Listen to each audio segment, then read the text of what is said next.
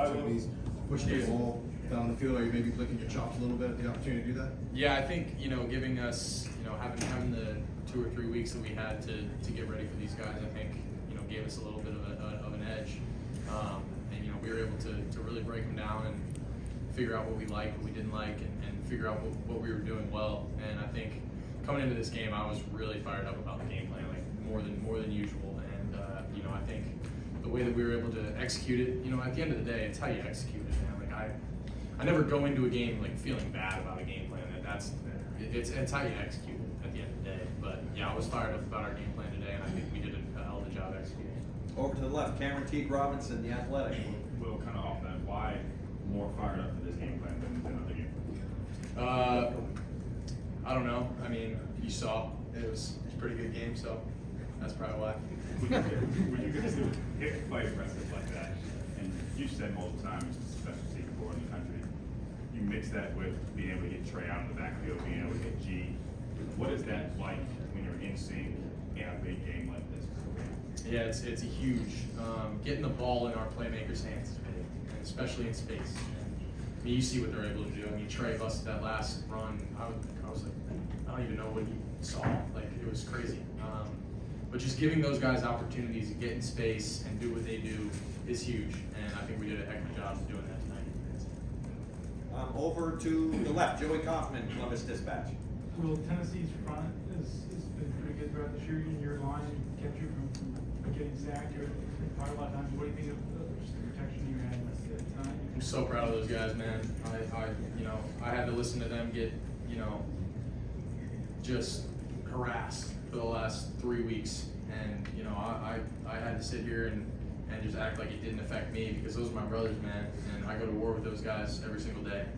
And for them to show out and have the performance that they had tonight, it was huge. And against a really good front. I mean, yeah, they're probably the second best front we've seen all year. And I mean, for them to come out and do what they did against those guys was huge. And I'm just so proud of those guys for not listening to the outside noise and sticking their noses down and really getting gritty and working for everything. Over to the right, Tony Girdman, Buckeye Huddle. Just your thoughts on Jeremiah stepping up, true freshman doing this. Does he surprise you anymore, and your thoughts on his game overall? No, he does not surprise me. I think all of us can agree that we're not surprised by how good he is now. He's the dude, man. I mean, I think he's the best receiver in the country.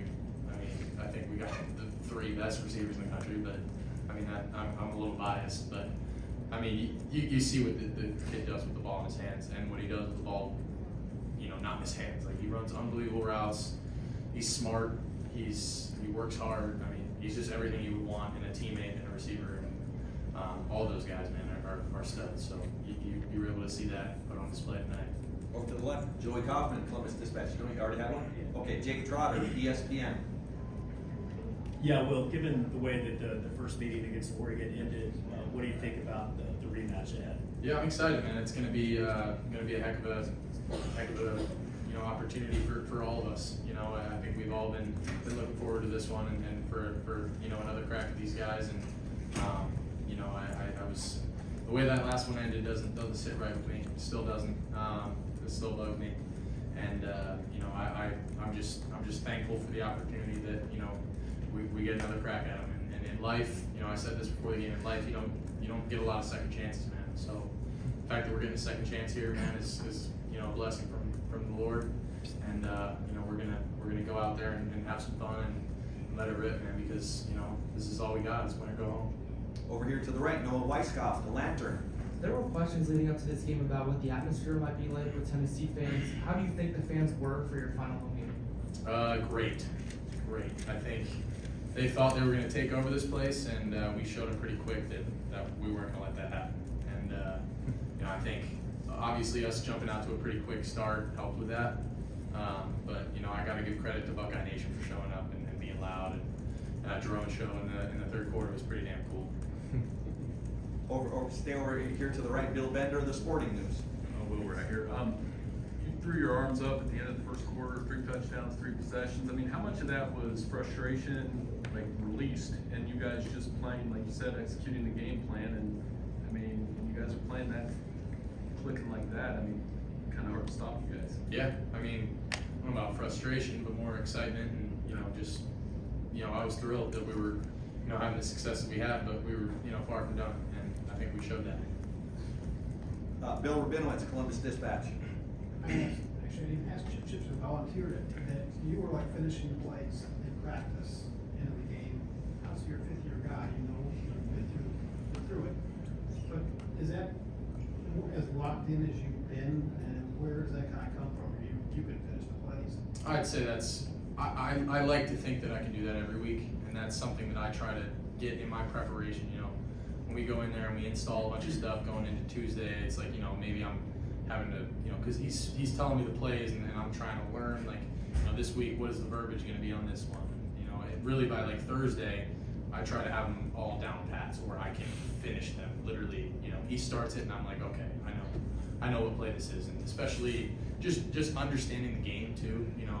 Knowing, hey, we're in the red zone, it's a third down. I know that we're going to call this, or there were times tonight where there was a third down, and I knew that we went into a certain personnel package, and I knew what he was going to call. Like, that's just us being on the same page, and a lot of that has to do with us, me trying to get in there and around those guys as much as I can be, so that we're all on the same page, with what we're calling, and part of that's just my preparation. That's how I like to operate, and I want to know the game plan inside and out and why we're doing what we're doing, and I like to think my memory's pretty decent, so I like to try to memorize the plays.